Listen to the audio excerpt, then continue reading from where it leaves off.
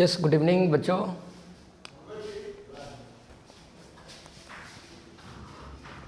Inductive effect, इसको बच्चों हिंदी में बोलते हैं प्रेरण प्रभाव। इसे शॉर्ट में बोलते हैं आई इफेक्ट।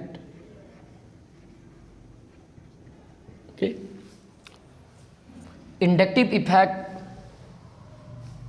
यह एक इफेक्ट है। जनरली यह इफेक्ट ऑर्गेनिक कंपाउंड के मॉलिक्यूल में देखने को मिलता है। बच्चों, यह इफेक्ट हर एक कंपाउंड में नहीं पाए जाते हैं। जनरली यह इफेक्ट ऑर्गेनिक कंपाउंड के मॉलिक्यूल में पाए जाते हैं।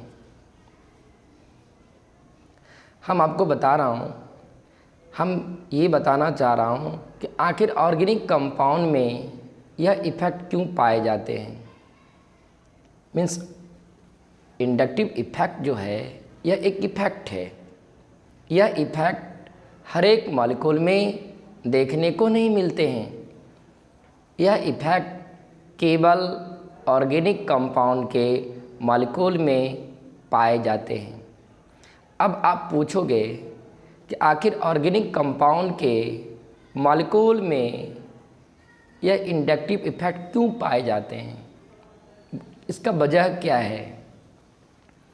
मुझे याद रखना, यदि किसी मॉलिक्यूल में दो परमाणुओं के बीच यदि विद्युत ऋणात्मकता की अंतरे रहेगी, यदि किसी मॉलिक्यूल में दो एटम के बीच इलेक्ट्रोनेगेटिविटी का डिफरेंस होगा, मीन्स विद्युत ऋणात्मकता की अंतरे होंगे, तो उस मॉलिक्यूल में यह इफेक्ट देखने को आपको मिलेंगे। हर एक मॉलिक्यूल में नहीं देखने को मिलेंगे, केवल उस ऑर्गेनिक कंपाउंड के मॉलिक्यूल में यह इफेक्ट पाए जाते हैं जिस ऑर्गेनिक कंपाउंड के मॉलिक्यूल में दो एटम के बीच विद्युत ऋणात्मकता की अंतरे रहती है। दो परमाणुओं के बीच, मीन्स दो एटम के बीच, दो परमाणुओं के बीच विद्युत ऋणात्मकता की अंतरे का मतलब क्या। उस मॉलिक्यूल में यदि किसी एक परमाणु की विद्युत ऋणात्मकता मीन्स इलेक्ट्रोनेगेटिविटी ज़्यादा है और दूसरे एटम की इलेक्ट्रोनेगेटिविटी यदि कम है, तो हम कहेंगे इस मॉलिक्यूल में दो एटम के बीच विद्युत ऋणात्मकता की अंतरें हैं। क्योंकि इसलिए कि एक एटम का इलेक्ट्रोनेगेटिविटी ज़्यादा है तो दूसरे एटम की इलेक्ट्रोनेगेटिविटी कम है। अर्थात इस मॉलिक्यूल में दो एटम के बीच विद्युत ऋणात्मकता मीन्स इलेक्ट्रोनेगेटिविटी का डिफरेंस है, मीन्स अंतरें हैं। ओके, अब ये बात तो क्लियर हुआ कि ऑर्गेनिक कंपाउंड में इंडक्टिव इफेक्ट क्यों पाए जाते हैं। ऑर्गेनिक कंपाउंड में दो एटम के बीच जब विद्युत ऋणात्मकता की अंतरें होती है तो ये इफेक्ट पाए जाते हैं। अर्थात उस मॉलिक्यूल में एक एटम की इलेक्ट्रॉनिटी ज़्यादा हो तो दूसरे एटम की इलेक्ट्रॉनिटी यदि कम है तो हम कहेंगे इस मॉलिक्यूल में दो एटम के बीच इलेक्ट्रोनेगेटिविटी का डिफरेंस है, मीन्स जिसके कारण इस मॉलिक्यूल में इंडक्टिव इफेक्ट क्रिएट होगा। तो बोलेगा हम समझेंगे कैसे, हमको कैसे पता चलेगा कि इस मॉलिक्यूल में दो एटम के बीच विद्युत ऋणात्मकता की अंतरें हैं या नहीं है। ये बात सही है, यदि किसी ऑर्गेनिक कंपाउंड के मॉलिक्यूल में दो एटम के बीच इलेक्ट्रोनेगेटिविटी का डिफरेंस होगा, यह इफेक्ट क्रिएट होगा उस ऑर्गेनिक कंपाउंड के मॉलिक्यूल में। लेकिन आप बोलोगे कि सर हमें कैसे पता चलेगा कि इस मॉलिक्यूल में दो एटम के बीच इलेक्ट्रोनेगेटिविटी का डिफरेंस है या नहीं है। बच्चों याद रखना, यदि किसी मॉलिक्यूल का निर्माण एक से अधिक टाइप के एटम से हुआ हो, मीन्स एक ही टाइप के एटम से नहीं हुआ, एक से अधिक टाइप के एटम से हुआ हो, तो ज़रूर है कि उस मॉलिक्यूल में दो एटम के बीच इलेक्ट्रोनेगेटिविटी का डिफरेंस होगा। क्योंकि उस मॉलिक्यूल में एक ही टाइप के एटम नहीं है, अलग अलग टाइप के एटम है। उस मॉलिक्यूल में। यदि किसी मॉलिक्यूल में अलग अलग टाइप के एटम हैं, इसका मतलब है किसी एक एटम का इलेक्ट्रोनेगेटिविटी ज़्यादा होगा तो दूसरे एटम की इलेक्ट्रोनेगेटिविटी कम होगा, क्योंकि उस मॉलिक्यूल में एक से अधिक टाइप के एटम रह रहा है। तो जनरली कहा जाता है कि जितने भी हेट्रो एटॉमिक मॉलिक्यूल होते हैं, हम उस मॉलिक्यूल को हेट्रो एटॉमिक मॉलिक्यूल कहते हैं जिस मॉलिक्यूल का निर्माण एक से अधिक टाइप के एटम से हुआ हो।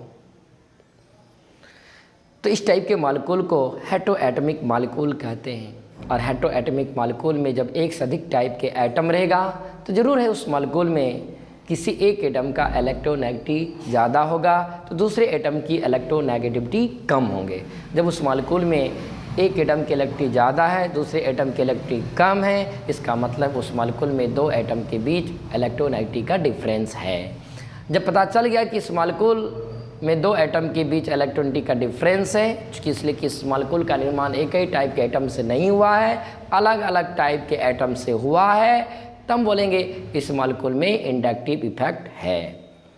तो इंडक्टिव इफेक्ट का सिर्फ एक ही वजह होता है, विद्युत ऋणात्मकता की अंतरे के कारण मॉलिक्यूल में यह इफेक्ट पाए जाते हैं। दो एटम के बीच इलेक्ट्रोनेगेटिविटी का डिफरेंस होता है तो मॉलिक्यूल में यह इफेक्ट पाए जाते हैं। ओके, अब बात रही, ये बात समझ में आ गई। यदि किसी मॉलिक्यूल का निर्माण अलग अलग एटम से हुआ होगा, ज़रूर उस मॉलिक्यूल में दो एटम के बीच विद्युत ऋणात्मकता की अंतरें होगी। मीन्स एक एटम का इलेक्ट्रोनेगेटिविटी ज़्यादा होगा तो दूसरे एटम की इलेक्ट्रोनेगेटिविटी कम होगा। जब एक उस मॉलिक्यूल में एक एटम की इलेक्ट्रिसिटी ज़्यादा है, दूसरे एटम की इलेक्ट्रिसिटी कम है, इसका मतलब विद्युत ऋणात्मकता की अंतरें हैं तो उस मॉलिक्यूल में इंडक्टिव इफेक्ट होंगे। ओके, तो बोलोगे सर ठीक है, एक एटम की इलेक्ट्रिसिटी ज़्यादा है, दूसरे एटम की इलेक्ट्रिसिटी कम है, तो उस मॉलिक्यूल में इंडक्टिव इफेक्ट क्रिएट होते हैं। आखिर क्यों? विद्युत ऋणात्मकता की यदि अंतरें रहती है तो उस मॉलिक्यूल में इंडक्टिव इफेक्ट क्यों क्रिएट होते हैं? बच्चों याद रखना, जिस एटम की इलेक्ट्रोनेगेटिविटी ज़्यादा होते हैं, जिस एटम की इलेक्ट्रोनेगेटिविटी ज़्यादा होते हैं, वह एटम क्या करते हैं, अपना इलेक्ट्रॉन अपने पास रखना चाहता है और दूसरे का भी इलेक्ट्रॉन अपनी ओर खींचना चाहता है।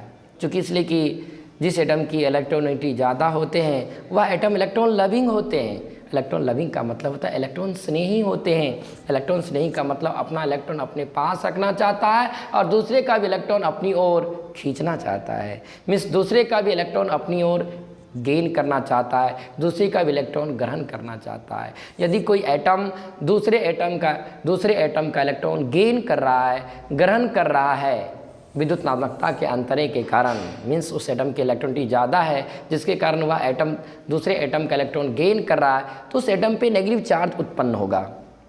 जिससे गेन कर रहा है या जिससे खींच रहा है, जिस एटम से इलेक्ट्रॉन को गेन कर रहा है, उस एटम पे पॉजिटिव चार्ज डेवलप हो जाएगा। क्योंकि जिस एटम से इलेक्ट्रॉन को खींचेगा उस एटम को इलेक्ट्रॉन का लॉस होगा। जब उस एटम को इलेक्ट्रॉन का लॉस होगा तो उस एटम पे पॉजिटिव चार्ज डेवलप हो जाएगा। और जो एटम इलेक्ट्रॉन को खींच रहा है, कौन एटम इलेक्ट्रॉन को खींच रहा है? वह एटम इलेक्ट्रॉन को खींचने का काम करता है जिस एटम के इलेक्ट्रोनिटी ज़्यादा रहते हैं, जिसके कारण जब वह एटम इलेक्ट्रॉन को गेन कर लेता है, खींच लेता है, गेन कर लेता है, तो उस पर आंशिक means partial negative charge create होता है।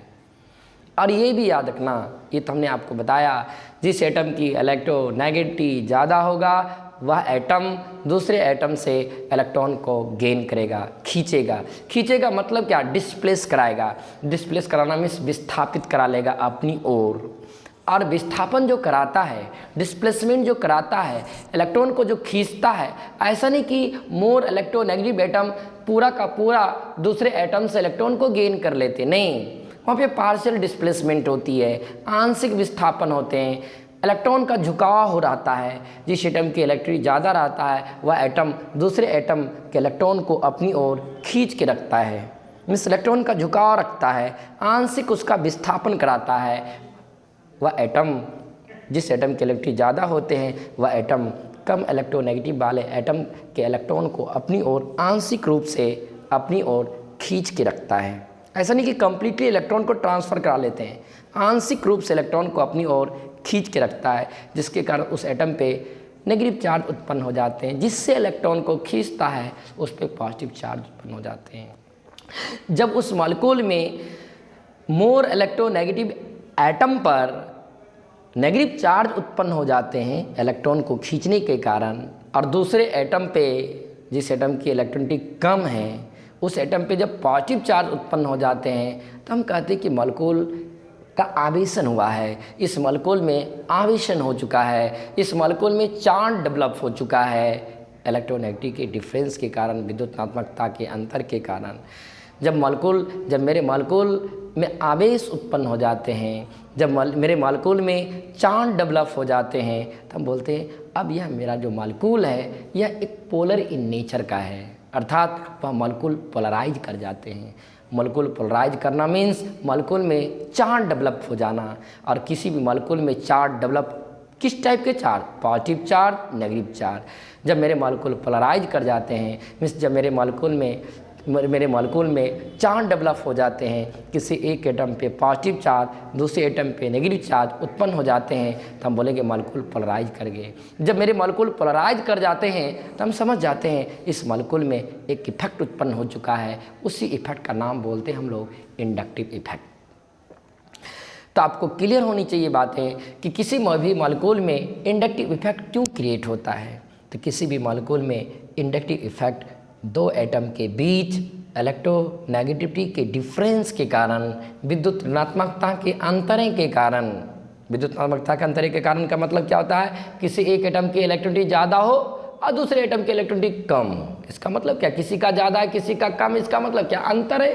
किसका अंतर है, इलेक्ट्रोनेगेटिविटी का, इस विद्युत ऋणात्मकता का। यदि किसी मॉलिक्यूल में दो एटम के बीच इलेक्ट्रोनिटी का डिफरेंस है तो श्योर है कि जिस एटम की इलेक्ट्रोनिटी ज़्यादा होगा वह एटम कम इलेक्ट्रोनेगेटिव एटम वाले से इलेक्ट्रॉन को अपनी ओर खींच लेगा। कौन खींचेगा, जिस एटम की इलेक्ट्रोनिटी ज़्यादा होगा वह एटम कम इलेक्ट्रोनेगेटिव वाले एटम से इलेक्ट्रॉन को अपनी ओर खींच लेंगे। कौन खींचेंगे, जिस एटम की इलेक्ट्रोनिटी ज़्यादा रहेगा। और जब इलेक्ट्रॉन खींच लेगा मोर इलेक्ट्रोनेगेटिव एटम तो उस एटम पे नेगेटिव चार्ज डेवलप हो जाएंगे, और जिस एटम से इलेक्ट्रॉन को खींचेगा उस पर पॉजिटिव चार्ज डेवलप हो जाएगा।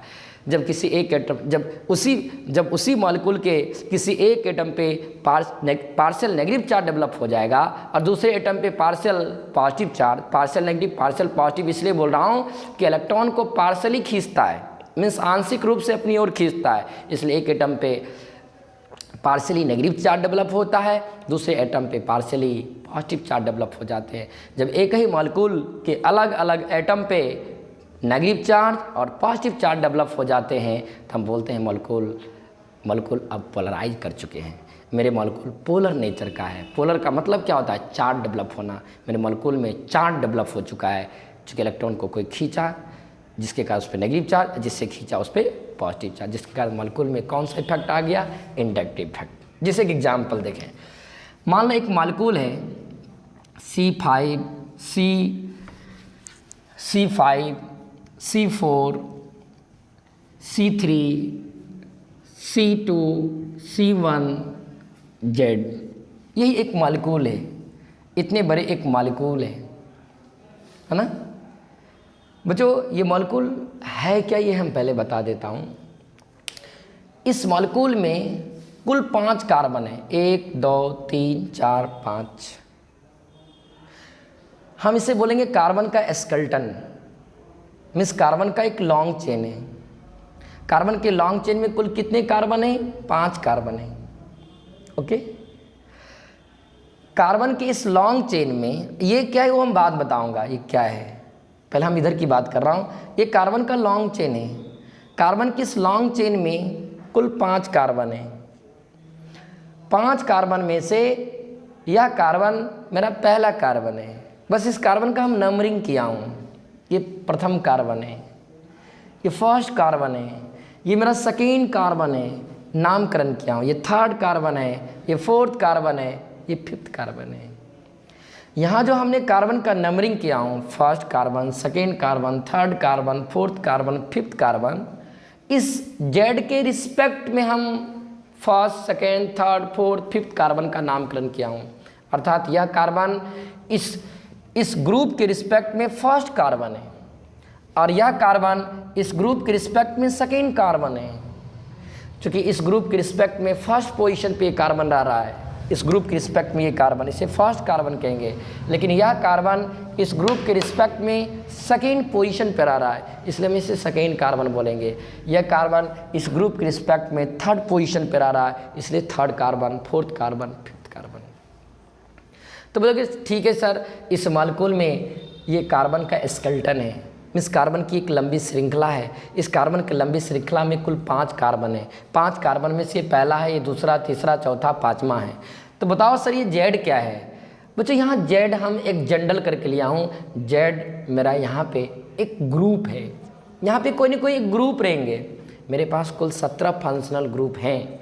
उन 17 फंक्शनल ग्रुप में से कोई ना कोई एक यहाँ ग्रुप रहेंगे, या तो अल्कोहल रहेगा, या तो एल्डिहाइड रहेंगे, या तो कीटोन रहेंगे, या तो कार्बोक्सिलिक एसिड रहेगा। कोई ना कोई यहाँ पे मेरा फंक्शनल ग्रुप रहेगा। हम किसी का नाम क्यों लूँ कि यहाँ पे OH रहेंगे, यहाँ पे एल्डिहाइड रहेंगे, यहाँ पे कीटोन रहेंगे, यहाँ पे कार्बोक्सिलिक एसिड रहेंगे। हम एक जनरल करके मान लिया कि जेड नाम का एक कोई ग्रुप है। मान लिया ये जेड क्या है, यह एक ग्रुप है। यहाँ पे अल्कोहलिक ग्रुप भी रह सकता है, एल्डिहाइड ग्रुप भी रह सकते हैं, कीटोन के भी ग्रुप रह सकते हैं, कार्बोक्सिलिक एसिड के भी ग्रुप रह सकते हैं। तो एक जनरल करके माना कि जेड नाम का एक ग्रुप है। ओके, ये मेरा पूरा कार्बन का स्केलेटन है और यह एक ग्रुप है। ओके, लेकिन तो ये पूरे मॉलिक्यूल है, ये पूरे मॉलिक्यूल में 2 पार्ट है। एक कार्बन का स्केलेटन है और दूसरा एक ग्रुप लगा हुआ है।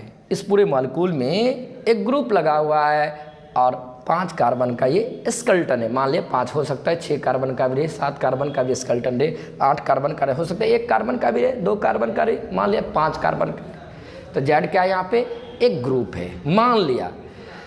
और ये भी हम मान रहा हूँ अभी फ़िलहाल, इस ग्रुप का पहला एटम ऐसे एटम है जिस एटम की इलेक्ट्रोनेगेटिविटी मान रहा हूँ पहली बात ये माना कि जेड मेरा एक ग्रुप है, और दूसरा बात माना इस ग्रुप का जो पहला एटम है उस एटम की इलेक्ट्रोनेगेटिविटी इस कार्बन से ज़्यादा है। अब सर हमको ये बात समझ में नहीं आई, ग्रुप का पहला एटम क्या होता है? जैसे मान लो अल्कोहल है, ये मेरा एक फंक्शनल ग्रुप है। इस ग्रुप में कुल 2 एटम है, ऑक्सीजन और हाइड्रोजन, लेकिन इन 2 एटम में से ये ऑक्सीजन एटम पहला एटम है। इस ग्रुप का पहला एटम ऑक्सीजन है और दूसरा एटम हाइड्रोजन है। तो बोले सर आप कैसे पहचानते हो ग्रुप का कौन सा एटम पहला एटम और कौन सा एटम दूसरा एटम है? बच्चों याद रखना, ग्रुप के हम उस एटम को फर्स्ट एटम कहते हैं जो एटम फ्री वैलेंसी से डायरेक्ट जुड़ा रहता है। इस ग्रुप का ऑक्सीजन ऐसा एटम है जो कि फ्री वैलेंसी से डायरेक्ट जुड़ा हुआ है, इसलिए हम फर्स्ट एटम बोलेंगे। जब ये मेरा फर्स्ट एटम है तो ये मेरा सेकेंड एटम बनेगा। इस ग्रुप का पहला एटम ऑक्सीजन है तो इस ग्रुप का दूसरा एटम हाइड्रोजन है। जैसे और एक एग्जांपल, मान ली एल्डिहाइड है। इस ग्रुप में, एल्डिहाइड ग्रुप में कुल 3 टाइप के एटम है, कार्बन, ऑक्सीजन और हाइड्रोजन। इन 3 टाइप के एटम में कार्बन इस ग्रुप का पहला एटम है। इस ग्रुप का पहला एटम कौन है? कार्बन, क्योंकि इसलिए कि कार्बन फ्री वैलेंसी से डायरेक्ट जुड़ा हुआ है, इसलिए इस ग्रुप का पहला एटम कार्बन बनेगा। तो बोलो सर ऑक्सीजन और हाइड्रोजन कौन है? तो बच्चों ऑक्सीजन और हाइड्रोजन सेकेंड एटम है इस ग्रुप का। इस ग्रुप का पहला एटम कार्बन है और इस ग्रुप का दूसरा एटम ऑक्सीजन और हाइड्रोजन है। क्यों? ये जो ऑक्सीजन है या हाइड्रोजन है वो फर्स्ट एटम से ही जुड़ा है। फर्स्ट एटम से ऑक्सीजन भी जुड़ा है और इसी फर्स्ट एटम से हाइड्रोजन भी जुड़ा हुआ है, इसलिए इन दोनों को हम सेकेंड एटम कहेंगे। ऐसा नहीं कि इसको फर्स्ट कहेंगे, इसको सेकेंड कहेंगे, इसको थर्ड कहेंगे, नो, इन दोनों को हम सेकेंड एटम कहेंगे, क्योंकि इसलिए कि ये दोनों फर्स्ट एटम से जुड़ा हुआ है। तो लेकिन हमको सेकेंड एटम थर्ड एटम से मतलब नहीं है, हमको ग्रुप के पहले एटम से मतलब रहता है, ग्रुप के पहले एटम से मतलब रहता है। तो मान लिया जेड एक ग्रुप है और इस ग्रुप का पहले एटम का इलेक्ट्रोनेगेटिविटी, विद्युत ऋणात्मकता इस कार्बन से ज़्यादा है। आप ही बताओ, यदि इस ग्रुप के पहले एटम का इलेक्ट्रोनेगेटिविटी इस कार्बन से ज़्यादा होगा तो इस ग्रुप का पहला एटम क्या करेगा, तो ग्रुप का पहला एटम इस कार्बन से इलेक्ट्रॉन को अपनी ओर खींच लेंगे। चूँकि इसलिए कि हम जानते हैं कि जिस एटम की इलेक्ट्रोनेगेटिविटी मीन्स विद्युतात्मकता ज़्यादा होते हैं वो शेयर पर इलेक्ट्रॉन को अपनी ओर खींचता है। शेयर पर इलेक्ट्रॉन का मतलब क्या होता है बच्चों, ये बॉन्ड है।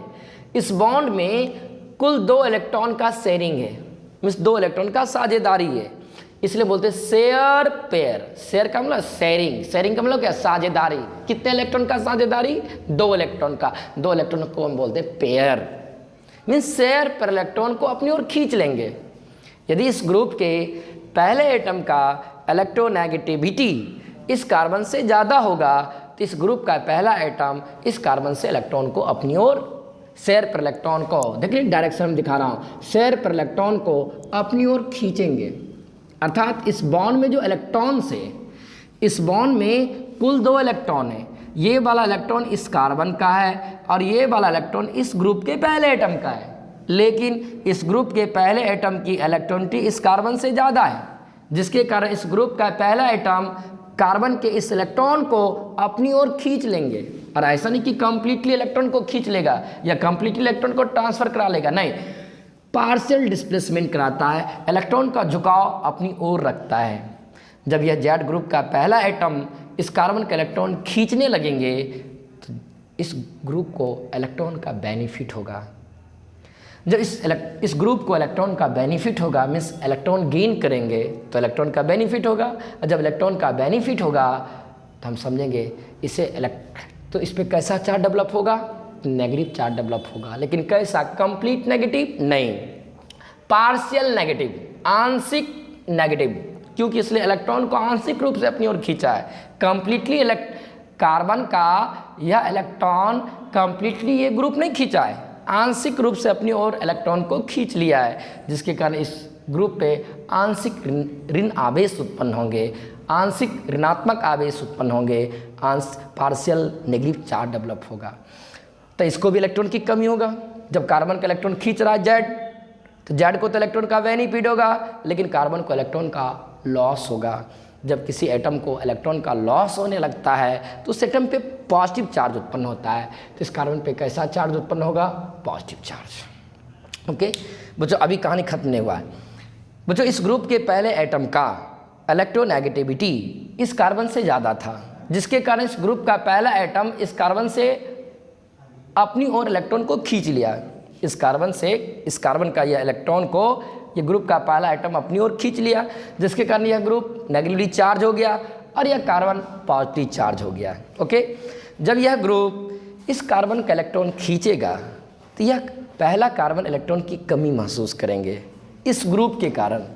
जब इस ग्रुप के कारण पहला कार्बन इलेक्ट्रॉन की कमी महसूस करेगा तो पहला कार्बन भी दूसरे कार्बन से इलेक्ट्रॉन को अपनी ओर खींचना चाहेगा।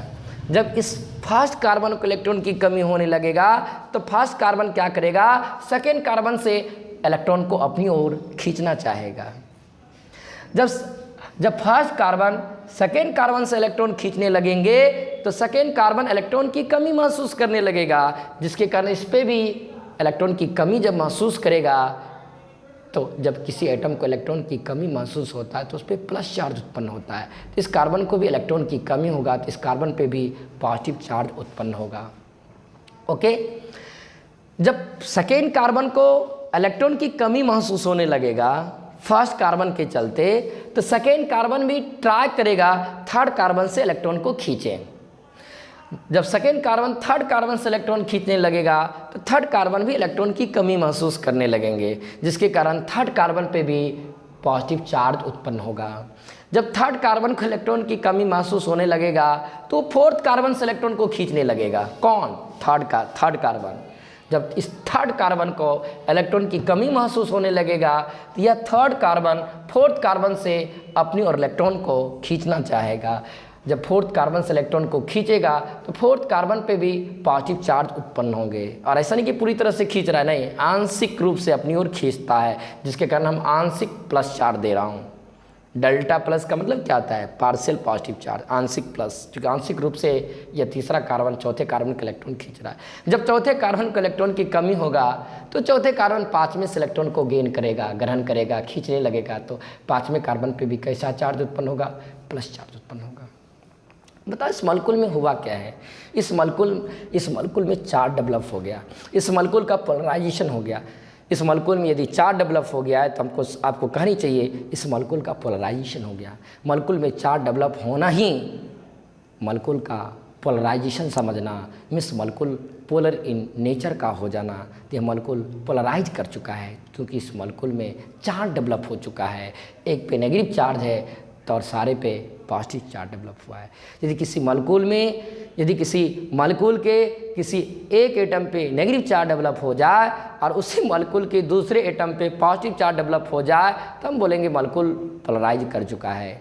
यदि मेरे मॉलिक्यूल पोलराइज कर चुका है तो इसका मतलब इस मॉलिक्यूल में एक इफेक्ट है, उसी इफेक्ट का नाम बोलते हैं इंडक्टिव इफेक्ट। अर्थात किसी भी मॉलिक्यूल में जो इंडक्टिव इफेक्ट क्रिएट होते हैं इलेक्ट्रोनेगेटिविटी के डिफरेंस के कारण, विद्युत नम्रता के अंतरे के कारण। विद्युत नम्रता के अंतरे के कारण का मतलब क्या है? इस ग्रुप के पहले एटम के इलेक्ट्रॉनिटी ज़्यादा है, इस कार्बन एटम के इलेक्ट्रॉनिटी कम है। इसका ज़्यादा है, इसका कम है, इसका मतलब इस मॉलिक्यूल में दो एटम के बीच विद्युत नम्रता की अंतरे है, जिसके कारण जिस एटम के इलेक्ट्रॉनिटी ज़्यादा रहेंगे वो शेयर पर इलेक्ट्रॉन को अपनी ओर खींच लेगा। जब खींच लेगा तो उस पर आंशिक नेगेटिव चार्ज डेवलप होगा और जिससे खींचेगा उस पर पॉजिटिव चार्ज डेवलप होगा।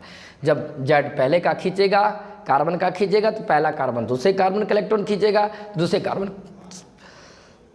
से जब इलेक्ट्रॉन खींचेगा दूसरा कार्बन इलेक्ट्रॉन की कमी महसूस करेगा तो दूसरे कार्बन पे भी प्लस चार्ज डेवलप होगा। जब दूसरे तीसरे का खींचेगा तीसरे को भी कमी होगा तो तीसरे पे प्लस चार्ज डेवलप होगा। जब तीसरा चौथा का खींचेगा तो चौथे को भी कमी होने लगेगा तो चौथा पे भी प्लस चार्ज डेवलप होगा। और चौथा जब पाँचवां से इलेक्ट्रॉन खींचने लगेगा तो पाँचवां को भी इलेक्ट्रॉन की कमी महसूस होने लगेगा, जिसके कारण पाँचवां पे भी पॉजिटिव चार्ज उत्पन्न होगा। धीरे धीरे मेरे मॉलिक्यूल पूरे मॉलिक्यूल पोलराइज कर जाते हैं। किसके कारण? सिर्फ और सिर्फ दो एटम के बीच विद्युत नात्मकता के अंतरे के कारण। जब मेरे मॉलिक्यूल पोलराइज कर जाते हैं तो हम बोलते हैं मॉलिक्यूल में एक इफेक्ट है, उस इफेक्ट का नाम बोलते हैं इंडक्टिव इफेक्ट। इतना ही नहीं, अब आगे की बात सुनो बच्चों। आपको लग रहा होगा कि पहला कार्बन पे प्लस चार्ज डेवलप हुआ है। क्यों? इसलिए कि पहले कार्बन का इलेक्ट्रॉन जेड ग्रुप का पहला एटम ने इलेक्ट्रॉन को खींचा है। जेड ग्रुप का एटम पहले कार्बन से इलेक्ट्रॉन को खींच लिया, इसलिए कार्बन पे प्लस चार्ज डेवलप हुआ। C2 पे भी प्लस चार्ज डेवलप हुआ है, तीसरे कार्बन पे प्लस चार्ज डेवलप हुआ है। ये जो सारे कार्बन पे जो पॉजिटिव चार्ज डेवलप हुआ है वो सिर्फ और सिर्फ इस जेड के चलते हैं। इस पहले कार्बन का दम नहीं है कि दूसरे कार्बन पे प्लस चार्ज डेवलप करा दे, चूंकि इसलिए कि ये भी कार्बन है, ये भी कार्बन है। जितनी इलेक्ट्रोनेगेटिविटी इस कार्बन का होगा उतनी इलेक्ट्रोनेगेटिविटी इस कार्बन के भी होंगे। यहाँ पे विद्युत नात्मकता के अंतरे नहीं है। आपको लग रहा होगा कि पहला कार्बन दूसरे कार्बन से इलेक्ट्रॉन को खींच लिया, नहीं खींच सकता है, क्योंकि इसलिए कि जितनी इलेक्ट्रॉनिटी इसका है उतनी इलेक्ट्रॉनिटी इसका भी है, इसलिए पहला कार्बन दूसरे से इलेक्ट्रॉन नहीं खींचेगा। लेकिन खींचा तो जरूर है, जैसा कि हमने आपको समझाया। जेड खींचा पहले का, पहले कार्बन खींचा दूसरे को। आपको लग रहा है और हमें भी लग रहा है कि पहला कार्बन खींचा है, दूसरे का दूसरा खींचा है, तीसरे का तीसरा खींचा है, चौथे पांचवें का खींचा। ऐसा नहीं हुआ है, हमें लग रहा है ऐसा हुआ कि खींचा है। पहला कार्बन दूसरे का इलेक्ट्रॉन नहीं खींच सकते हैं, दूसरे तीसरे का नहीं खींच सकते हैं, क्योंकि जितनी इलेक्ट्रॉनिटी इस कार्बन का होगा उतनी इलेक्ट्रॉनिटी इस कार्बन का भी होगा, क्योंकि ये भी कार्बन है, ये भी कार्बन है, और दोनों कार्बन का हाइब्रिडेशन भी सेम है। sp3 आएंगे, सिंगल बॉन्ड है दोनों। इसके पास भी सिंगल बॉन्ड है, इसके पास भी सिंगल बॉन्ड है, ना इसके पास पाई बॉन्ड है, ना इसके पास पाई बॉन्ड है, 0 पाई बॉन्ड है। 0 पाई बॉन्ड आता है तो हाइब्रिडेशन sp3 होता है। यहाँ पे हाइब्रिडेशन भी सेम है, एटम भी सेम है, हाइब्रिडेशन भी सेम है, जिसके कारण विद्युत नात्मकता ना किसी का ज़्यादा ना किसी का कम है कार्बन कार्बन के बीच। तब पर भी पहला कार्बन दूसरे कार्बन को इलेक्ट्रॉन को कमी महसूस करा दिया है, किसके वजह से? जेड के चलते। अर्थात यदि ये जेड जेड ग्रुप का पहला एटम, यदि जेड ग्रुप का पहला एटम पहले कार्बन से इलेक्ट्रॉन नहीं खींचता तो पहला कार्बन भी दूसरे कार्बन से इलेक्ट्रॉन नहीं खींचते, दूसरा कार्बन भी तीसरे से नहीं खींचते, तीसरा चौथे से नहीं खींचते, चौथे पांचवें से नहीं खींचते। पहला, दूसरा, तीसरा, चौथा, पांचवा पे को जो इलेक्ट्रॉन की कमी महसूस हुआ है केवल और केवल जेड के चलते। ये जेड नहीं रहता, जेड यदि ये नहीं रहता तो पहला कार्बन का इलेक्ट्रॉन नहीं खींचता, पहले कार्बन पे प्लस चार्ज डेवलप नहीं होते हैं। जब पहले पे प्लस चार्ज डेवलप नहीं होता दूसरे पे भी प्लस चार्ज डेवलप नहीं होता। तो सारे कार्बन पे जो पॉजिटिव चार्ज डेवलप कराया वो अकेले कौन कराया? जेड कराया। इसलिए जेड को बोलेंगे मेन सोर्स। जेड को क्या बोलेंगे? Main source. यही मेन स्रोत है, मेन सोर्स है। अर्थात यह जेड ने ही पहले को इफेक्ट किया है, ये जेड दूसरे को भी इफेक्ट किया है, यही जेड तीसरे को भी इफेक्ट किया है, यही जेड चौथे को भी इफेक्ट किया है, यही जेड पांचवें को भी इफेक्ट किया है। ऐसा नहीं कि पहला दूसरे को इफेक्ट किया है, दूसरा कार्बन तीसरे कार्बन को इफेक्ट किया है, ना तीसरा चौथे को इफेक्ट किया, नहीं चौथा पांचवें को नहीं, ये सारे कार्बन को अकेले जेड इफेक्ट किया है। जो किसी जेड की वजह से पहले कार्बन पे प्लस चार्ज डेवलप हुआ, प्लस पहले कार्बन की वजह से दूसरे कार्बन पे प्लस चार्ज डेवलप हो गया। इसलिए जेड का नाम बोलेंगे मेन सोर्स। यही मेन मुख्य स्रोत है। ये इस पूरे कार्बन स्केलेटन को जो पोलराइज कराया है वो अकेले जेड कराया, इसलिए जेड को बोलेंगे मेन सोर्स। ओके, तो ये ध्यान रखना है आपको। अर्थात जेड ने प्रभावित किया है पहले को, जेड ने प्रभावित किया है दूसरे को। हाँ, भले ही जेड पहले को डायरेक्ट प्रभावित किया है, जेड दूसरे को इनडायरेक्टली प्रभावित किया है, जेड तीसरे को इनडायरेक्टली, चौथे पांचवें को इनडायरेक्टली प्रभावित किया है, लेकिन जेड डायरेक्टली प्रभावित किसको किया है? पहले को। लेकिन जेड ही सारे को प्रभावित किया है, सारे को इफेक्ट किया है, सारे को इफेक्टिव किया है, प्रभावित किया है। भले ही किसी को डायरेक्ट इफेक्ट किया है, C2, C3, C4, C5 को इनडायरेक्टली इफेक्ट किया है। तो बताओ जेड सबसे ज़्यादा इफेक्ट किस पे डालेगा? जिस जेड उसको ज़्यादा इफेक्ट डालेगा जिससे जेड डायरेक्ट जुड़ा रहेगा। जेड किससे डायरेक्ट जुड़ा हुआ है? पहले से। तो पहले कार्बन को ज़्यादा इफेक्ट करेगा, दूसरे कार्बन को कम इफेक्ट करेंगे, तीसरे कार्बन को और कम करेगा, चौथे कार्बन को और, पांचवें कार्बन को और। मीन्स क्या? जैसे जैसे हम सोर्स से दूर होते चलेंगे वैसे वैसे इस जेड का इफेक्ट धीरे धीरे घटता चला जाएगा। इसलिए आप देख रहे होंगे पहला कार्बन पे बड़ा प्लस दिया हूँ, दूसरे कार्बन पे छोटा प्लस है, तीसरे कार्बन पे और छोटा प्लस है, चौथे कार्बन पे और छोटा प्लस है, पांचवें कार्बन पे सबसे छोटा प्लस चार्ज डेवलप हुआ है। इसका मतलब पांचवा कार्बन को सबसे कम प्रभावित किया है, चूँकि इसलिए कि पांचवा कार्बन इस जेड ग्रुप से दूर है। इससे क्लियर होता है कि इंडक्टिव इफेक्ट डिस्टेंस डिपेंडेंट होते हैं। जो नज़दीक में रहते हैं, जो कार्बन नज़दीक में रहते हैं उसको ज़्यादा इफेक्ट करते हैं, जो दूर में रहते हैं उसको थोड़ा कम इफेक्ट करते हैं, और जो दूर रहते हैं उसको और कम इफेक्ट करते हैं। अर्थात इंडक्टिव इफेक्ट एक डिस्टेंस डिपेंडेंट इफेक्ट है। अर्थात जैसे जैसे हम सोर्स से दूर होते जाते हैं इंडक्टिव इफेक्ट का इफेक्ट प्रभाव धीरे धीरे घटता चला जाता है। इंडक्टिव इफेक्ट का मेन प्रॉपर्टीज हमने आपको बताया हूँ कि इंडक्टिव इफेक्ट डिस्टेंस डिपेंडेंट होते हैं। डिस्टेंस डिपेंडेंट का मतलब क्या है? यह डिस्टेंस पे निर्भर करता है, यह दूरी पे निर्भर करता है। दूरी पे निर्भर करता है इसका मतलब क्या? जैसे जैसे सोर्स से हम दूर होते चले जाते हैं इस इंडक्टिव इफेक्ट का जो इफेक्ट होता है वो धीरे धीरे घटता चला जाता है। इसलिए हम बोलते हैं इंडक्टिव इफेक्ट एक डिस्टेंस डिपेंडेंट होते हैं। इतना ही नहीं, और दूसरा प्रॉपर्टी सुना रहा हूँ। दूसरा क्या है? इस इफेक्ट के कारण, इंडक्टिव इफेक्ट के कारण मॉलिक्यूल में नेट चार्ज जीरो रहता है। भले इस मॉलिक्यूल में हमें चार्ज दिख रहा है नेगेटिव और पॉजिटिव, लेकिन नेट चार्ज क्या है? नेगेटिव चार्ज और पॉजिटिव चार्ज है, बट नेट चार्ज का मतलब होता है कुल चार्ज जीरो है। भले ही नेगेटिव चार्ज है और पॉजिटिव चार्ज है, लेकिन जब सारे नेगेटिव, हालांकि नेगेटिव यहाँ एक ही नेगेटिव है, जब सारे नेगेटिव और सारे पॉजिटिव को जब हम जोड़ देंगे, ऐड कर देंगे, तो जो नेट चार्ज आएगा ऐड करने के बाद वो जीरो मिलेगा। क्यों? इसका मतलब क्या है? इस जेड अकेले पे जितना नेगेटिव चार्ज होगा, इस जेड अकेले पे जितना नेगेटिव चार्ज होगा उतना ही पॉजिटिव चार्ज, मान लो इस जेड अकेले पे -5 कूलम चार्ज है, यदि इस जेड अकेले पे -5 कूलम चार्ज है तो इन पांचों कार्बन को मिला करके कुल पॉजिटिव चार्ज +5 ही होगा।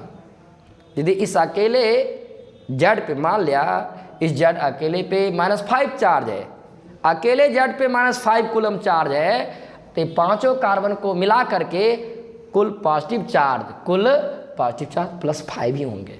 जितना नेगेटिव चार्ज होगा उतना ही कुल पॉजिटिव चार्ज भी होंगे। चूँकि इसलिए ये जेड ने ही सारे को इफेक्ट किया है, ये जेड अकेले पहला दूसरा तीसरा चौथा पांचवा पे +4 डेवलप कराया है। तो जेड अकेले जितना इलेक्ट्रॉन खींचा होगा वो पांचों मिलकर के इधर से डोनेट किया होगा, दान किया होगा, मीन्स इलेक्ट्रॉन की कमी महसूस किया होगा। पूरे कार्बन पे +4 डेवलप कौन कराया? अकेले जेड कराया। इसलिए अकेले जेड पे जितना माइनस चार्ज होगा उतना ही पॉजिटिव चार्ज इन सारे पांचों कार्बन पे होगा। इसलिए नेट चार्ज होगा -5 +5, कुल मिलाकर के दोनों चार्ज को हम जोड़ेंगे तो कुल चार्ज हमें 0 नज़र आएंगे। ऐसे तो बहुत सारे मॉलिक्यूल है। देखो मान इसी मॉलिक्यूल की बात करता हूँ, क्या इस मॉलिक्यूल में विद्युत ऋणात्मकता की अंतर ही नहीं है ना? देखो ना, इस अल्कोहलिक ग्रुप का जो पहला आइटम है वो ऑक्सीजन है और ये कार्बन है। और हम जानते हैं ऑक्सीजन का जो इलेक्ट्रोनेगेटिविटी है वो कार्बन से ज़्यादा होता है। जब इस ऑक्सीजन की इलेक्ट्रिक इस कार्बन से ज़्यादा है तो ऑक्सीजन इलेक्ट्रॉन को खींचेगा। जब ऑक्सीजन इलेक्ट्रॉन को खींचेगा तो इस पर -4 डेवलप होंगे, तो इस कार्बन पे +4 डेवलप होगा। जब ये ऑक्सीजन पहले कार्बन का इलेक्ट्रॉन खींचेगा तो पहला कार्बन इलेक्ट्रॉन की कमी महसूस करने लगेगा, तो पहले कार्बन पे +4 डेवलप हो जाएगा। जब पहले कार्बन के इलेक्ट्रॉन की कमी महसूस होगा तो पहला कार्बन दूसरे से इलेक्ट्रॉन खींचेगा तो दूसरे कार्बन पे भी +4 डेवलप होंगे। और जब दूसरे कार्बन के इलेक्ट्रॉन की कमी महसूस होगा तो दूसरा कार्बन तीसरे से इलेक्ट्रॉन खींचेगा, और जब तीसरे से इलेक्ट्रॉन खींचेगा तो तीसरा कार्बन भी इलेक्ट्रॉन की कमी महसूस करने लगेगा, जिसके कारण तीसरे कार्बन पे भी +4 डेवलप होगा, लेकिन कम होगा। क्या इस मॉलिक्यूल में चार्ज नहीं है चार्ज, उसके बावजूद भी आपको चार्ज दिखता है। जब भी हम मॉलिक्यूल लिखते हैं तो इसी तरह से मॉलिक्यूल लिखते हैं। क्या इस मॉलिक्यूल में आपको चार्ज दिख रहा है? नहीं चार्ज दिख रहा है, जबकि इस मॉलिक्यूल में चार्ज है, नेगेटिव चार्ज है, पॉजिटिव चार्ज है। तो बोलोगे सर चार्ज क्यों नहीं दिख रहा है? इसलिए आपको चार्ज नहीं दिख रहा है, जितना अकेले अल्कोहलिक ग्रुप पे नेगेटिव चार्ज है उतना ये सारे कार्बन मिला करके पॉजिटिव चार्ज है, जिसके कारण जितना पॉजिटिव चार्ज है उतना ही मेरा नेगेटिव चार्ज है, या यूँ कहो जितना नेगेटिव चार्ज है उतना ये सारा पॉजिटिव चार्ज बराबर है। मान लो -3 कूलम चार्ज है तो ये तीनों कार्बन मिला करके +3 कूलम चार्ज होगा। तो -3 और +3 जब दोनों चार्ज को जोड़ेंगे तो इसी को बोलते हैं नेट चार्ज। जोड़ना मीन्स नेट चार्ज कितना हो जाएगा? 0 हो जाएगा। जबकि मॉलिक्यूल में चार्ज नहीं दिखते हैं। क्या इस मॉलिक्यूल में चार्ज डेवलप नहीं है? क्या ये मॉलिक्यूल पोलर नेचर का नहीं है? हाँ है, क्योंकि विद्युत ऋणात्मकता के अंतरे हैं। अलग अलग एटम से मॉलिक्यूल बना है। क्या एक ही टाइप के एटम से मॉलिक्यूल बना है? कार्बन हाइड्रोजन ऑक्सीजन 3 टाइप के एटम से बना है मॉलिक्यूल। जब ये 3 टाइप के एटम से मॉलिक्यूल बना है तो जरूर है कि इस मॉलिक्यूल में विद्युत ऋणात्मकता के अंतरे होगी क्या? होता ही है। ऑक्सीजन की इलेक्ट्रिक ज़्यादा है किससे? कार्बन से। कार्बन का भी ज़्यादा है हाइड्रोजन से, तो ऑक्सीजन कार्बन से खींचेगा, कार्बन हाइड्रोजन से इलेक्ट्रॉन खींचेंगे, एक दूसरे से इलेक्ट्रॉन खींचेंगे। जो खींचेगा उस पर नेगेटिव चार्ज होगा, जिससे खींचेगा उस पर पॉजिटिव चार्ज डेवलप होगा। जब मॉलिक्यूल में नेगेटिव और पॉजिटिव चार्ज डेवलप हो जाते हैं तो मॉलिक्यूल पोलराइज कर जाते हैं, जिसके कारण मॉलिक्यूल में एक इफेक्ट आता है। उस इफेक्ट को इंडक्टिव इफेक्ट कहते हैं। ओके, पहला प्रॉपर्टी क्या था इंडक्टिव इफेक्ट का? इंडक्टिव इफेक्ट डिस्टेंस डिपेंडेंट होते हैं, क्योंकि जैसे जैसे सोर्स से हम दूर होते चले जाते हैं वैसे वैसे इंडक्टिव इफेक्ट का इफेक्ट घटते चला जाता है। ओके, और इस इफेक्ट के कारण नेट चार्ज, हमें इस इफेक्ट के कारण मॉलिक्यूल में चार्ज दिखता नहीं है, जबकि इस इफेक्ट के कारण मॉलिक्यूल में चार्ज रहते हैं, उसके बावजूद भी हमें चार्ज दिखता नहीं है। क्योंकि इसलिए कि जितना नेगेटिव चार्ज होता है उतना ही पॉजिटिव चार्ज होता है। इसलिए नेट चार्ज जो हमें दिखता है, ओवरऑल चार्ज हमें 0 दिखता है। ओके, इतना बात ध्यान रखना है। इंडक्टिव इफेक्ट डिस्टेंस डिपेंडेंट होते हैं और इस इफेक्ट के कारण मॉलिक्यूल में नेट चार्ज 0 होता है। और एक तीसरा इंपॉर्टेंट प्रॉपर्टी बताने जा रहा हूँ कि इंडक्टिव इफेक्ट एक परमानेंट इफेक्ट है। इंडक्टिव इफेक्ट एक परमानेंट इफेक्ट है। या एक अस्थायी इफेक्ट है या एक अस्थायी प्रभाव है। हमने क्या बोला, इंडक्टिव इफेक्ट एक परमानेंट इफेक्ट है, मीन्स एक अस्थायी प्रभाव है। तो बोलोगे सर इंडक्टिव इफेक्ट एक परमानेंट इफेक्ट है, इसका मतलब क्या? परमानेंट इफेक्ट का मतलब क्या? बच्चों परमानेंट इफेक्ट का ये मतलब होता है, यह effect means inductive effect generally हर एक मॉलिक्यूल में देखने को पाए जाते हैं। मीन्स मैक्सिमम ऑर्गेनिक कंपाउंड में यह इफेक्ट रहते ही रहते हैं, इसलिए कि मैक्सिमम ऑर्गेनिक कंपाउंड एक ही टाइप के एटम से नहीं बना है। मैक्सिमम ऑर्गेनिक कंपाउंड 2 या 2 से अधिक टाइप के एटम से बना है। कम से कम 2 एटम से तो जरूर बना है, कार्बन और हाइड्रोजन। आज उसमें कोई फंक्शनल ग्रुप आने लगेगा तो 3rd टाइप का भी एटम दिखने लगते हैं। तो ऑर्गेनिक कंपाउंड मेरा एक टाइप के एटम के मिलने से नहीं बने रहते हैं। ऑर्गेनिक कंपाउंड का निर्माण 2 या 2 से अधिक, कम से कम 2 तो रहेंगे। कौन कौन? कार्बन और हाइड्रोजन। यदि उस कार्बन हाइड्रोजन के मिक्सचर में कोई फंक्शनल ग्रुप आ गया तो उसमें तीसरा भी एटम दिखने लगते हैं। यदि किसी मॉलिक्यूल में 1 से अधिक टाइप के एटम दिख रहा है तो मेरा मॉलिक्यूल होमो नहीं है बल्कि हेट्रो है। यदि हेट्रो है तो इसका मतलब है अलग अलग एटम से वो मॉलिक्यूल बना है। यदि कोई मॉलिक्यूल अलग अलग एटम से बना है तो उस मॉलिक्यूल में श्योर है कि विद्युतात्मकता के अंतर होगी। किसी का विद्युतात्मकता ज़्यादा होगा तो किसी का विद्युतात्मकता कम होगा। जैसे कि दिख रहा है ऑक्सीजन का विद्युतात्मकता ज़्यादा है, कार्बन का कम है, जिस कारण मॉलिक्यूल पोलर नेचर का है। मॉलिक्यूल पोलराइज कर चुके हैं या मॉलिक्यूल में चार्ज डेवलप हो चुका है, मॉलिक्यूल में चार्ज है, लेकिन उसके बावजूद भी हमें चार्ज दिखता नहीं है क्योंकि इसलिए कि नेट चार्ज 0 रहता है। ओके, परमानेंट इफेक्ट है, इसका मतलब क्या? यह इफेक्ट हर एक मॉलिक्यूल में देखने को मिलेंगे। यह एक जनरल इफेक्ट है मॉलिक्यूल के लिए। किसी भी ऑर्गेनिक कंपाउंड में ये इफेक्ट रहेंगे, आप निश्चिंत रहिएगा। यदि आपसे कोई पूछे ना कि बताओ इस ऑर्गेनिक कंपाउंड में कौन सा इफेक्ट है, नहीं हो कुछ दिमाग लगा के बोलोगे ना तो जरूर कह देना कम से कम इसमें इंडक्टिव इफेक्ट तो सर जरूर होगा, क्योंकि इंडक्टिव इफेक्ट ऐसा इफेक्ट है जो कि हर एक ऑर्गेनिक कंपाउंड में पाए जाते हैं या देखने को मिलते हैं। तो ये इंडक्टिव इफेक्ट तो होबे करेगा, कोनो इफेक्ट रहे ना रहे इंडक्टिव इफेक्ट जरूर होगा। किसमें? ऑर्गेनिक कंपाउंड के मॉलिक्यूल में, क्योंकि ऑर्गेनिक कंपाउंड के मॉलिक्यूल का निर्माण केवल एक टाइप के एटम से नहीं होते हैं, 2 या 2 से अधिक टाइप के एटम से होते हैं। और जब किसी मॉलिक्यूल का निर्माण 2 या 2 से अधिक टाइप के एटम से हो गया है, इसका मतलब उस मॉलिक्यूल में जरूर इलेक्ट्रोनेगेटिव का डिफरेंस होगा, विद्युतात्मकता की अंतरें होगा। यदि किसी मॉलिक्यूल में 2 परमाणुओं के बीच विद्युतात्मकता की अंतरें हैं तो जरूर कहेंगे उस मॉलिक्यूल में इंडक्टिव इफेक्ट होगा। क्यों? इलेक्ट्रिसिटी ज़्यादा होगा, किसी का कम होगा। जिसका ज़्यादा होगा इलेक्ट्रॉन खींच लेगा, गेन करेगा। जिसका कम होगा उससे खींचेगा, जिसका ज़्यादा होगा वो खींच लेगा। जिसका इलेक्ट्रिसिटी ज़्यादा होते वही इलेक्ट्रॉन को गेन कर लेता है, खींच लेता है। किससे? जिसकी इलेक्ट्रिसिटी कम होती है उससे गेन कर लेता है। कौन? जिसकी इलेक्ट्रिसिटी ज़्यादा होता है, मॉलिक्यूल पोलराइज करते हैं। तो हमने अभी तक में 2 बातें डिस्कशन किया, ज़्यादा डिस्कशन नहीं किया हूँ। पहला ये बताया कि आखिर ऑर्गेनिक कंपाउंड में इंडक्टिव इफेक्ट क्यों क्रिएट होता है। तो कोई पूछेगा इंडक्टिव इफेक्ट क्यों क्रिएट होता है, तो बोलना है यदि किसी मॉलिक्यूल में 2 एटम के बीच, 2 परमाणुओं के बीच विद्युतात्मकता की अंतरें होगी तो श्योर है उस मॉलिक्यूल में इंडक्टिव इफेक्ट उत्पन्न होगा। बोले क्यों?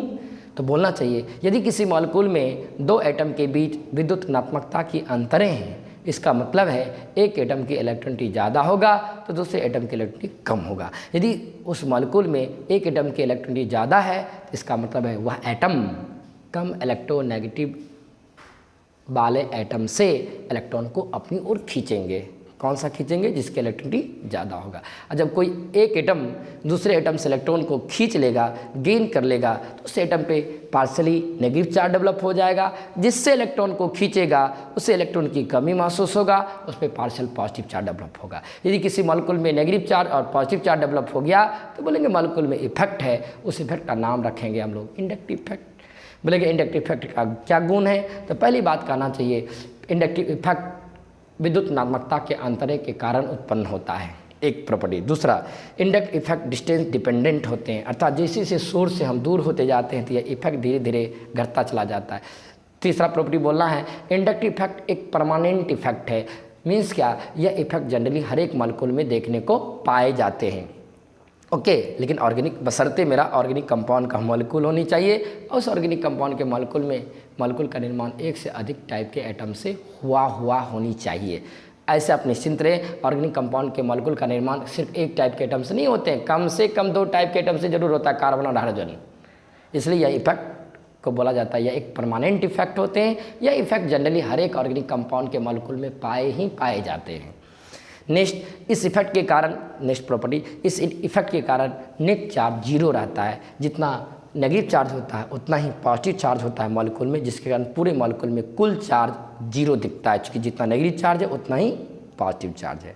ओके, तो हमने 2 बात बताया, इंडक्टिव इफेक्ट क्यों क्रिएट होता है, इंडक्टिव इफेक्ट का क्या वजह होती है, और इस इंडक्टिव इफेक्ट किस टाइप के मॉलिक्यूल में पाए जाते हैं। तो ऑर्गेनिक कंपाउंड में पाए जाते हैं, ऑर्गेनिक कंपाउंड के मॉलिक्यूल में पाए जाते हैं। क्यों उत्पन्न होता है, किसके कारण उत्पन्न होता है, जब यह इफेक्ट क्रिएट होता है ऑर्गेनिक कंपाउंड के मॉलिक्यूल में तो कैसे क्रिएट होता है, इलेक्ट्रॉन के खिंचाव के कारण। इस इफेक्ट के कारण मॉलिक्यूल पोलराइज करते, किसी एटम पे नेगेटिव चार्ज होते, किसी पे पॉजिटिव चार्ज होते, जिसके कारण मॉलिक्यूल पोलराइज कर जाते हैं, तो मॉलिक्यूल में इफेक्ट आते हैं, उस इफेक्ट को इंडक्टिव इफेक्ट कहते हैं, प्रॉपर्टीज। लेकिन ये तो हमने इंडक्टिव इफेक्ट के बारे में बताया, लेकिन बच्चों इंडक्टिव इफेक्ट भी 2 टाइप के इफेक्ट हैं। ये तो इंडक्टिव इफेक्ट के बारे में बताया, लेकिन इंडक्टिव इफेक्ट भी 2 टाइप के इफेक्ट होते हैं। कोई पूछे इंडक्टिव इफेक्ट कितने प्रकार के होते हैं, तो कहना चाहिए इंडक्टिव इफेक्ट 2 टाइप के होते हैं। कौन कौन सा इफेक्ट, सुन लीजिए। I effect means inductive effect. Inductive effect 2 type के होते हैं, माइनस आई इफेक्ट, और दूसरा होता है प्लस आई इफेक्ट। हाइफन दे रहा हूँ, ये माइनस है, माइनस आई इफेक्ट, नहीं तो इस तरह दूंगा, माइनस आई इफेक्ट, दूसरा plus I effect. Inductive effect कितने टाइप के होते हैं, इंडक्टिव इफेक्ट क्या होता है वो बताया। अब इंडक्टिव इफेक्ट का प्रकार पढ़ेंगे। बच्चों याद रखना, मॉलिक्यूल में इंडक्टिव इफेक्ट तो पाए जाते हैं, लेकिन इंडक्टिव इफेक्ट भी 2 टाइप के इफेक्ट है, एक माइनस आई इफेक्ट है, एक प्लस आई इफेक्ट है। मीन्स क्या, यदि किसी मॉलिक्यूल में, जैसा कि मान लो इसी मॉलिक्यूल में इंडक्टिव इफेक्ट है, चूँकि इसलिए कि विद्युतात्मकता की अंतरें हैं, यदि इस मॉलिक्यूल में इंडक्टिव इफेक्ट है तो इसका मतलब है इसमें या तो माइनस आई इफेक्ट होगा या तो प्लस आई इफेक्ट होगा इंडक्टिव इफेक्ट के नाम पे। यदि आपने कहा कि इस मॉलिक्यूल में इंडक्टिव इफेक्ट है तो इसका मतलब है इंडक्टिव इफेक्ट के रूप में इस मॉलिक्यूल में या तो माइनस आई इफेक्ट होगा या तो प्लस आई इफेक्ट होंगे। चूँकि इसलिए कि माइनस आई इफेक्ट हो या प्लस आई इफेक्ट हो, ये दोनों इफेक्ट मेरा इंडक्टिव इफेक्ट ही है, भले इंडक्टिव इफेक्ट का अलग अलग प्रकार है। तो ये ध्यान रखना है, यदि आपको पता चल जाए कि दिए गए मॉलिक्यूल में इंडक्टिव इफेक्ट है तो तुरंत आपको पता करना चाहिए, यदि दिए गए मॉलिक्यूल में इंडक्टिव इफेक्ट है तो इंडक्टिव इफेक्ट में कौन सा इफेक्ट है। क्योंकि इंडक्टिव इफेक्ट भी 2 टाइप के इफेक्ट होते हैं, माइनस आई इफेक्ट और प्लस आई इफेक्ट। हाँ, ऐसा नहीं कि इंडक्टिव इफेक्ट अलग होता है, माइनस आई इफेक्ट अलग होता है, प्लस आई इफेक्ट ना। यदि किसी मॉलिक्यूल में इंडक्टिव इफेक्ट है इसका मतलब है उस मॉलिक्यूल में या तो माइनस आई इफेक्ट होगा या तो प्लस आई इफेक्ट होगा। ये इसका मतलब ये होता है, इंडक्टिव इफेक्ट है तो इसका मतलब या तो माइनस आई होगा या तो प्लस आई इफेक्ट होगा। तो अब बोलोगे सर हम कैसे पता करेंगे कि यदि किसी मॉलिक्यूल में इंडक्टिव इफेक्ट है तो इंडक्टिव इफेक्ट में कौन सा इफेक्ट है, माइनस आई इफेक्ट है या प्लस आई इफेक्ट है। वो डिपेंड करेगा इस मॉलिक्यूल में जो ग्रुप लगा रहेगा उस पर डिपेंड करेंगे।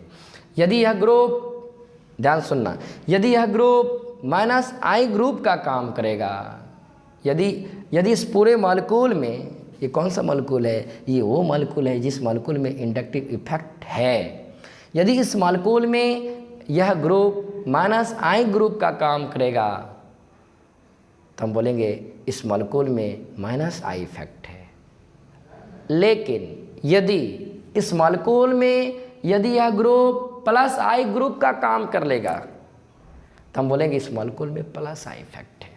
अर्थात किसी भी मॉलिक्यूल में माइनस आई इफेक्ट है या प्लस आई इफेक्ट है, वो चीज़ निर्भर करेगा ग्रुप पे।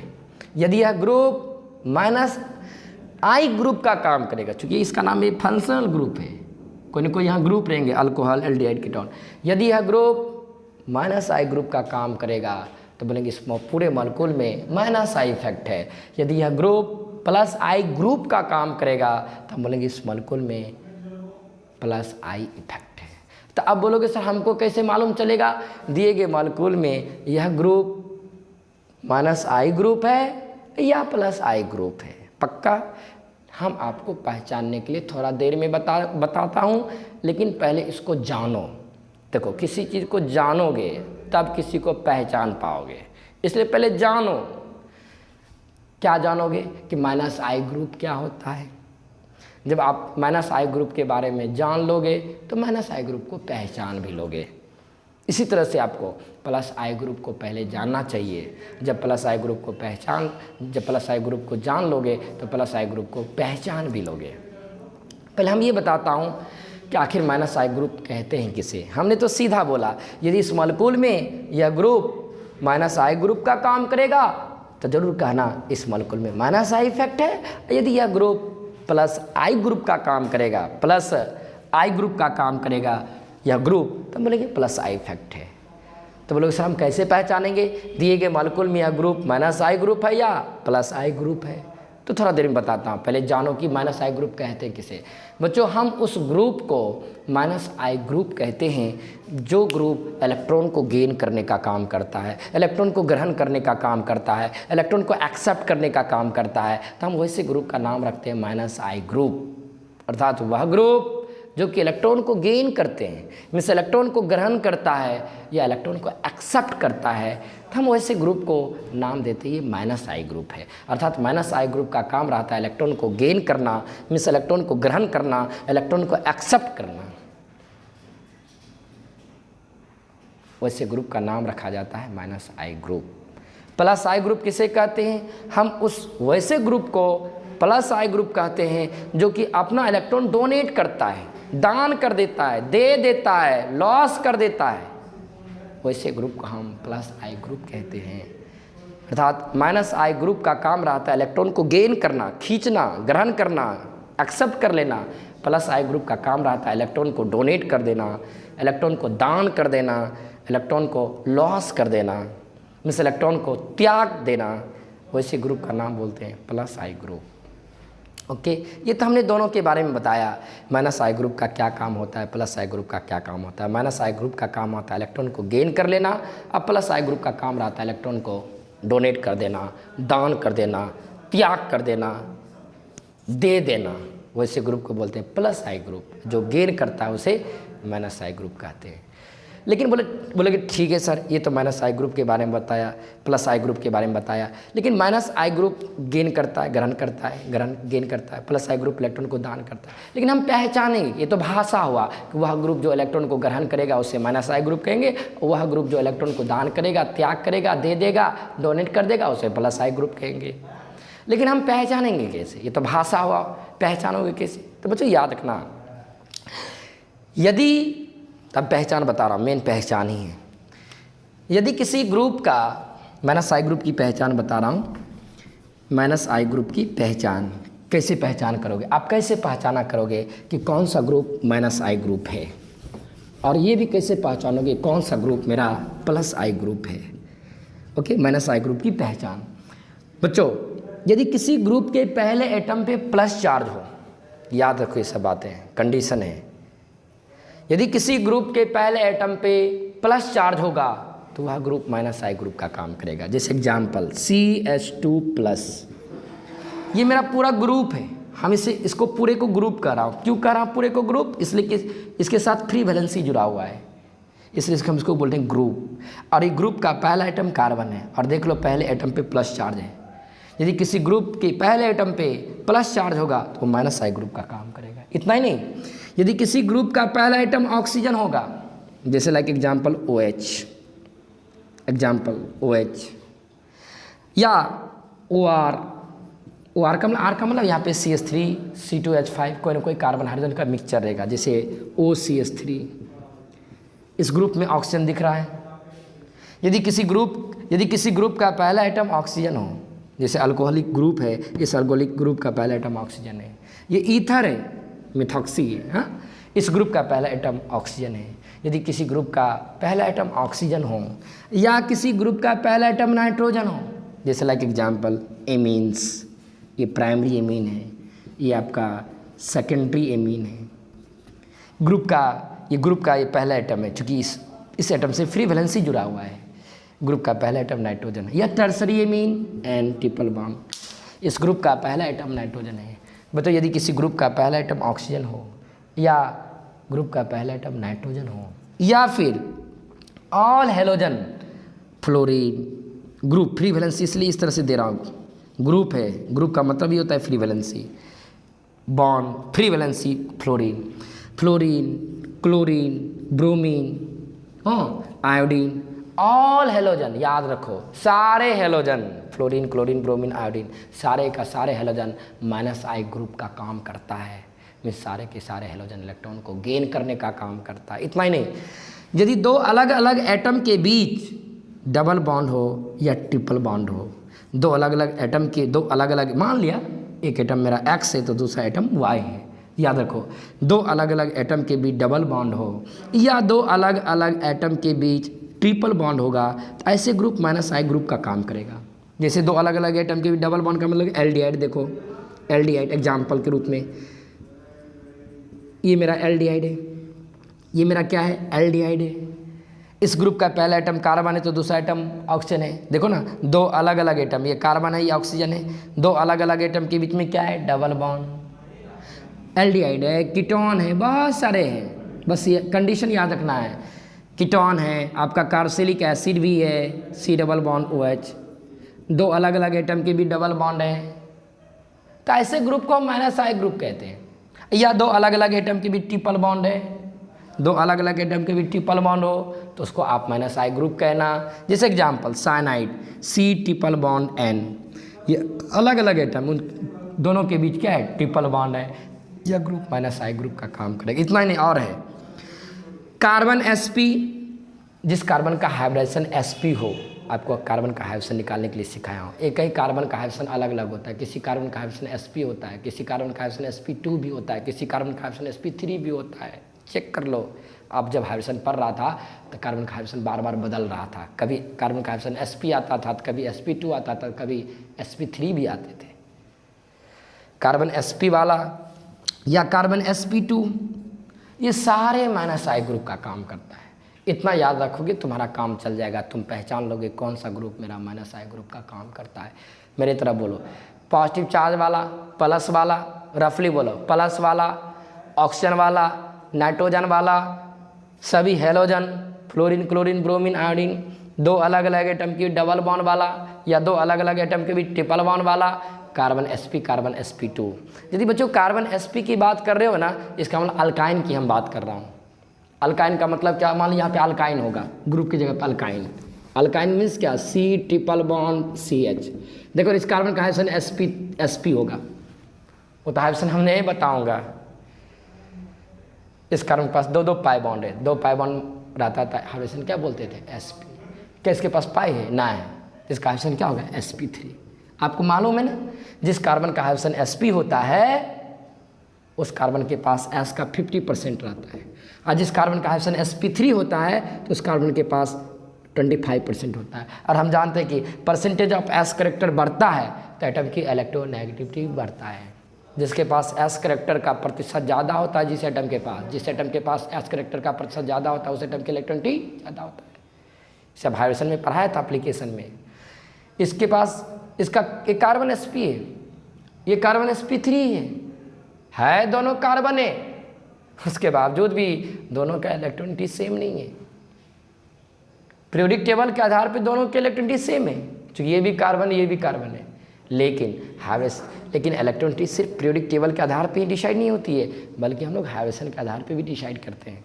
जब सेम एटम होने लगते हैं, सेम एटम के बीच भी विद्युतात्मकता की अंतरें दिखने लगते हैं, बशर्ते इलेक्ट्रोनेगेटिविटी का डिफरेंस होनी चाहिए, हाइब्रिडेशन अलग अलग होनी चाहिए। इसका हाइब्रिडेशन sp है, इसका हाइब्रिडेशन sp3 है तो दोनों कार्बन है, लेकिन हाइब्रिडेशन अलग अलग है, परसेंटेज ऑफ S करेक्टर अलग अलग है। इसके पास S करेक्टर ज़्यादा है, इसके पास S करेक्टर कम है। यो कार्बन है, यो कार्बन, बट इस कार्बन की इलेक्ट्रोनेगेटिविटी ज़्यादा है, इस कार्बन की कम है। और जब इस कार्बन की इलेक्ट्रोनेगेटिविटी ज़्यादा है इस कार्बन से, तो ये कार्बन क्या करेगा, शेयर पर इलेक्ट्रॉन को अपनी ओर खींच लेगा। जब खींच लेगा तो -I ग्रुप का काम कर लेगा, इसलिए बोला कार्बन sp। कार्बन sp2 का मतलब क्या आता है, अल्कीन, क्या अल्कीन, अल्कीन, ये मीन्स कार्बन sp2, ये कार्बन sp3। कार्बन sp2 में एस का कितना परसेंट, 33.3%, sp2 में 25 से ज़्यादा है 33.3। एस कैरेक्टर्स के पास ज़्यादा है तो En ज़्यादा होगा, इलेक्ट्रॉन ज़्यादा होगा तो इलेक्ट्रॉन खींचेगा, तो माइनस आई ग्रुप का काम करेगा। तो कौन कौन सा ग्रुप माइनस आई ग्रुप का काम करेगा, फाइनल कर रहा हूँ। पॉजिटिव चार्ज वाला, जहाँ भी आधे से पॉजिटिव चार्ज वाले को देखोगे आँख मूंद के कहना माइनस आई ग्रुप है। किसी ग्रुप के पहले एटम पे प्लस चार्ज दिख जाए, मिस सीधा बोलो रफली प्लस वाला माइनस आई ग्रुप का काम करता है।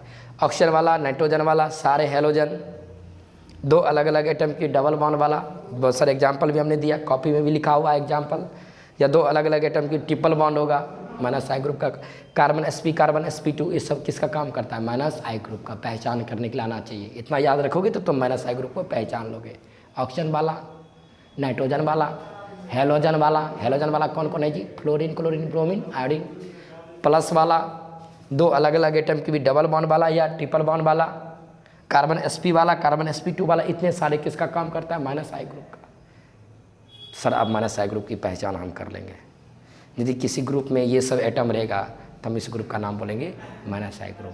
आज जब पता चल गया यह ग्रुप माइनस आई ग्रुप है तो मेरे मुंह से खुल जाएगा, यह ग्रुप इलेक्ट्रॉन को क्या करेगा, गेन करेगा, ग्रहण करेगा, एक्सेप्ट करेगा। अब बोलो सर प्लस आई ग्रुप की पहचान बता दो थोड़ा सा जल्दी से। तो प्लस आई ग्रुप की पहचान आसान है बताना।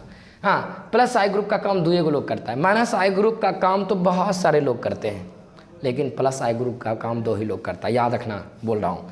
प्लस आई ग्रुप का काम दो लोग कौन कौन करता है, याद रखना। नेगेटिव चार्ज वाला, पॉजिटिव चार्ज वाला माइनस आई ग्रुप का काम करता है। तो नेगेटिव चार्ज वाला पॉजिटिव चार्ज वाला माइनस आई ग्रुप का काम करता है, नेगेटिव चार्ज वाला प्लस आई ग्रुप का काम करता है। क्योंकि इसलिए कि नेगेटिव चार्ज है, नेगेटिव चार्ज का मतलब कि इलेक्ट्रॉन ज़्यादा है, इलेक्ट्रॉन गेन करके रखा हुआ है। यदि कार्बन एटम पे माइनस चार्ज दिख रहा है, इसका मतलब है कार्बन ने इलेक्ट्रॉन को गेन करके रखा है, ग्रहण करके रखा है। जरूरत पड़ेगा तो इलेक्ट्रॉन को दान कर देगा, क्योंकि इलेक्ट्रॉन को गेन करके रखा है, इलेक्ट्रॉन को लूट के रखा है, ग्रहण करके रखा है। जरूरत पड़ेगा किसी को तो ये कार्बन अपना इलेक्ट्रॉन को दान कर देगा, इसलिए इसको हम प्लस आई ग्रुप कहेंगे। प्लस आई ग्रुप का काम रहता है इलेक्ट्रॉन को दान करना। तो याद रखना, ऑल केटायन बोले तो धनायन बोले तो धनात्मक आयन, धनात्मक आयन बोले तो धनात्मक आवेश वाला। ऑल एनायन, प्लस वाले को बोलते हैं केटायन, माइनस वाले को बोलते हैं एनायन। केटायन बोले तो धनायन, एनायन बोले तो ऋणायन। और दूसरा सभी अल्काइल, अल्काइल का मतलब क्या है, अल्केन के ग्रुप को कहते हैं अल्काइल। अर्थात कार्बन हाइड्रोजन के मिक्सचर में यदि सिंगल बॉन्ड है केवल तो हम बोलेंगे प्लस आई ग्रुप। लेकिन कार्बन हाइड्रोजन के मिक्सचर में डबल बॉन्ड हो या कार्बन हाइड्रोजन मिक्सचर के में ट्रिपल बॉन्ड हो, वो माइनस आई का काम कर लेगा। लेकिन यही कार्बन के बीच में सिंगल बॉन्ड रहेगा तो प्लस आई का काम करेगा। कार्बन के बीच डबल बॉन्ड या ट्रिपल बॉन्ड रहेगा तो माइनस आई ग्रुप का काम करेगा। और कार्बन के बीच सिंगल बॉन्ड रहेगा तो इसका मतलब अल्काइल है, और जब अल्काइल है तो प्लस आई ग्रुप का काम करेगा। दो एगो है जो कि प्लस आई ग्रुप का काम करता है, माइनस वाला और अल्काइल ग्रुप। अल्काइल ग्रुप आपको नहीं पहचानने आता है क्या? कार्बन हाइड्रोजन के मिक्सचर में यदि सिंगल बॉन्ड दिख गया तो कहते नहीं अल्काइल है। जैसे CH3 मिथाइल या फिर CH2 CH3, देखो ना कार्बन हाइड्रोजन का मिक्सचर है, सिर्फ और सिर्फ सिंगल बॉन्ड है, अल्काइल है, तब प्लस आई ग्रुप का काम। या और दे रहा हूँ example, CH2 CH3 carbon hydrogen का मिक्सचर है और कार्बन हाइड्रोजन के मिक्सचर में सिर्फ सिंगल बॉन्ड है तो अल्काइल है तो प्लस आई ग्रुप का काम करेगा। मीन्स कार्बन हाइड्रोजन के मिक्सचर में सिंगल बॉन्ड दिखना चाहिए, तुरंत कहना वो अल्काइल ग्रुप है। जब आप कह दोगे अल्काइल ग्रुप है तो कहना प्लस आई ग्रुप है। तो प्लस आई ग्रुप की पहचान कितनी है? दो पहचान है, माइनस वाला और अल्काइल वाला। माइनस वाला और अल्काइल वाला किसका काम करता है? प्लस आई का। माइनस आई का काम कौन कौन करता है याद रखना। ठीक है, आज यहीं तक रहेगा, कल हम आगे लेक्चर दूँगा।